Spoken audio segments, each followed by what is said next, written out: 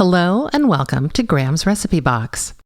Today I'm going to let you in on an incredible secret, the spectacularly delicious and amazingly simple to make Apee Cakes, a perfect breakfast treat that is incredible when paired with a cup of coffee and a dollop of melting butter. But how did this wonderful treat become a long-lost secret? Their story is almost as good as their flavor, so stick around and learn all about it.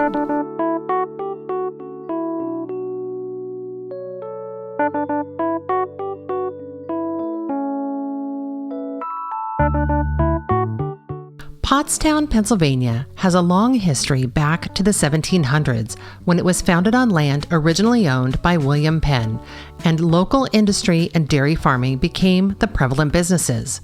But I think Apee Cakes are probably from the 1930s. The recipe I have for Apee Cakes was written in a book dated 1938, but it's possible the recipe was traded around much earlier. No one seems to have an exact origin for Apee Cakes. They were well known in the eastern part of the state and are widely considered a Pennsylvania Dutch recipe. There are multiple variations based on each family's preferences. It's funny how such a simple recipe can inspire so many great memories. When I first posted about Apee Cakes on our website, I was surprised how many people commented about Pottstown and Rosenberry's Market. Opening in 1921, Rosenberry's Pioneer Market in Pottstown had a loyal following of customers who stopped in to buy groceries, deli items, pies, and especially Apee Cakes.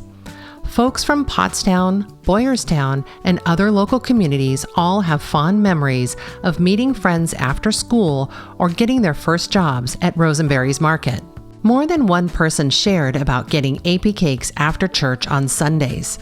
The market was a thriving center of the town until the closing of much of the industry around the area caused an economic downturn felt far and wide. Bethlehem Steel, Firestone Tire and Rubber, Mrs. Smith's Pies, and many other large factories had operated in Pottstown for decades, but the changing American industrial landscape forced them to begin closing in the 1970s, and by 1977, Rosenberry's had also closed, bringing an end to over 50 years of serving the Pottstown community. The owner, Frank Rosenberry, worked in his beloved store until his death, having suffered a stroke on his way home from work. Unfortunately for us, town planners bulldozed many of the old buildings in Pottstown to make way for progress, and Rosenberry's Pioneer Market was torn down. Even though historic preservation has now become a focus for the town, many great Victorian-era locations have been lost, including the original Opera House and many 19th century Victorian homes. But not all was lost. In the 1930s, Ira Boyer shared his recipe for Apee Cakes, and now we're going to share it with you. So grab your apron and let's get started. To make Apee Cakes, you will need 4 cups of flour, 2 cups light brown sugar, ½ pound margarine, butter, or shortening. This should be at room temperature. 2 teaspoons baking powder, 1 teaspoon baking soda, and 1 cup water. Before you start mixing, preheat your oven to 350 degrees. First, combine the flour, baking powder, and baking soda. Once combined, set that aside. In your mixer or mixing bowl, cream the butter and brown sugar until it's nice and smooth, about 3 minutes.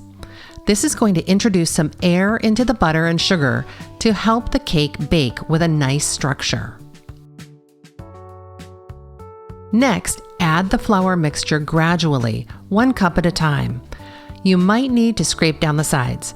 It's going to get fairly thick, so just be patient. Finally, add the cup of water. If you're using a hand mixer, you can add it ½ a cup at a time. Now that everything is combined nicely, let's put that batter into 2 8 or 9 inch ungreased cake pans. You may notice that this recipe is made without eggs, making it allergy-friendly. If you make it with shortening instead of butter, it would also be dairy-free and vegetarian.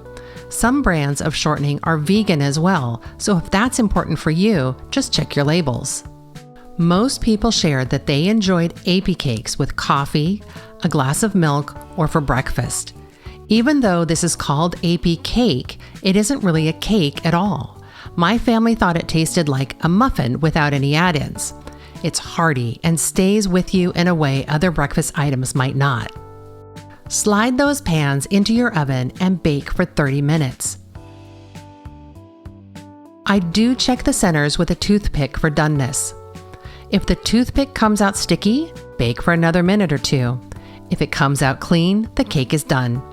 Transfer the pans to a wire rack to cool. If you want your Apee Cakes to be more firm, bake them a little longer, but don't let them burn.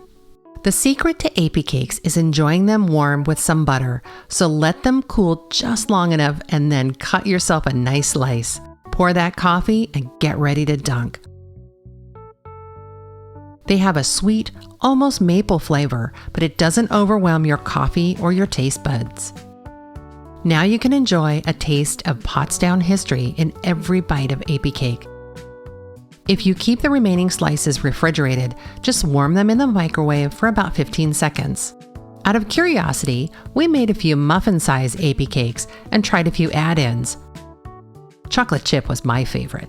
If you'd like to see another video about Apee Cake 2.0, be sure to let us know in the comments. I hope you enjoyed our Apee Cakes and love them as much as we do. Please like the video, subscribe, and leave a comment letting us know what you think. See you next time!